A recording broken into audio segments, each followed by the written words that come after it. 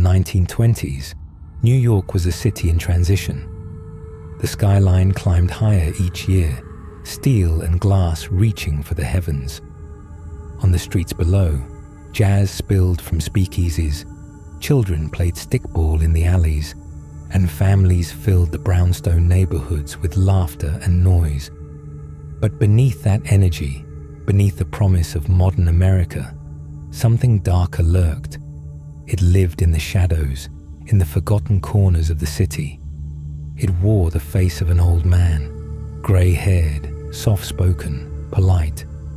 A man no one would have suspected. His name was Albert Fish, and he would become one of the most depraved killers in American history.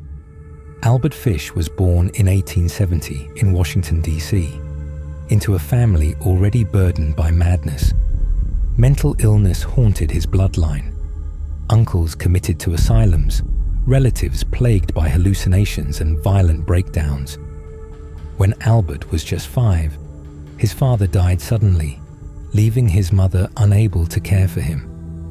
She placed him in an orphanage. It was there that the darkness took root.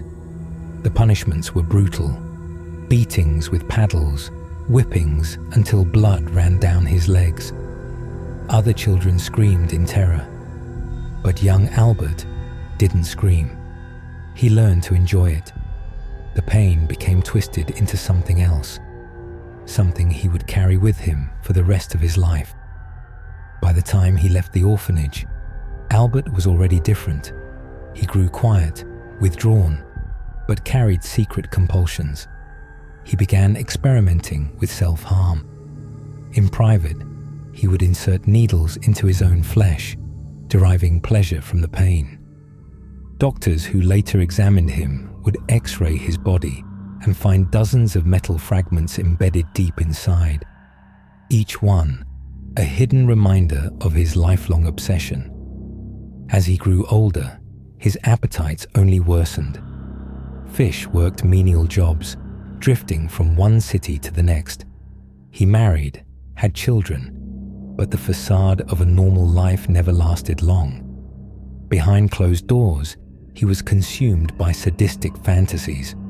He spent hours reading newspapers about crime, developing a fascination with cannibalism and torture.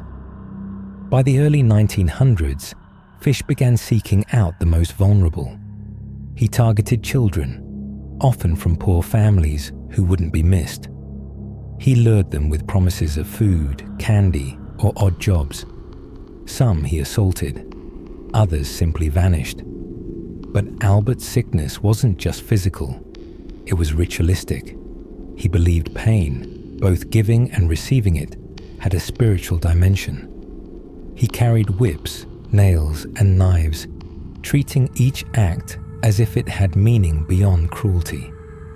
In 1928, Fish committed the crime that would make him infamous. It began when he answered a newspaper advertisement from a young man named Edward Budd, who was looking for work. Fish appeared at the Budd family home. A frail, grey-haired gentleman in a neat suit. He seemed harmless, even kind. He told the family he had worked for Edward on his farm, but it wasn't Edward he wanted.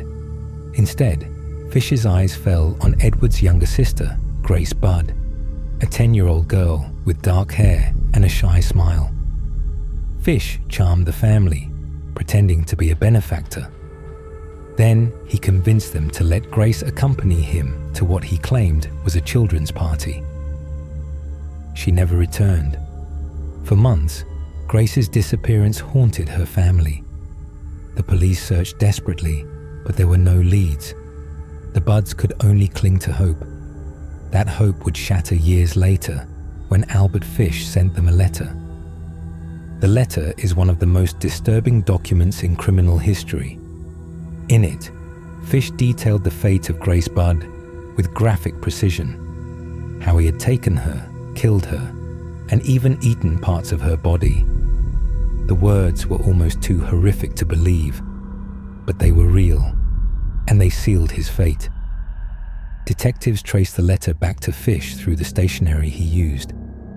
In December of 1934, police knocked on the door of a boarding house in Manhattan. Inside, they found the frail old man, calm, polite, as if he had been expecting them. When confronted, Fish didn't run. He didn't fight.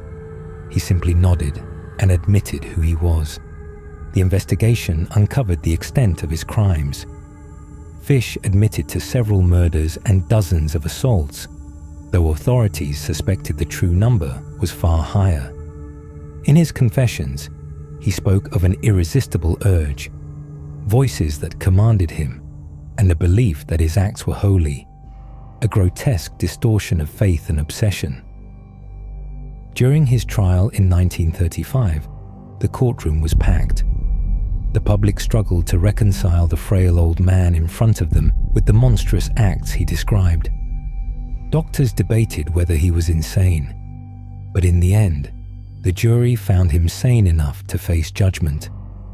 Albert Fish was sentenced to death.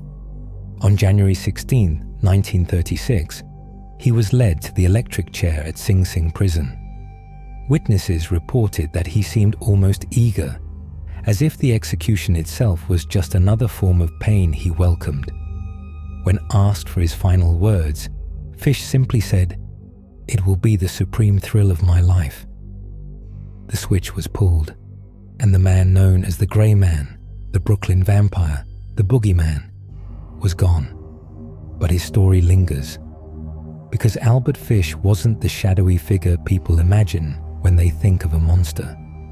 He wasn't a hulking brute or a masked killer in the night. He was a quiet, unassuming old man. The kind of man who could sit beside you on a park bench, who could knock on your door and seem completely harmless. And maybe that's what makes him so terrifying, because Albert Fish proves that evil doesn't always look dangerous. Sometimes it looks ordinary, and that's when it's at its most dangerous. Thanks for watching. If you found this story compelling, don't forget to like and subscribe for more true crime documentaries, and let me know in the comments, which case should we cover next?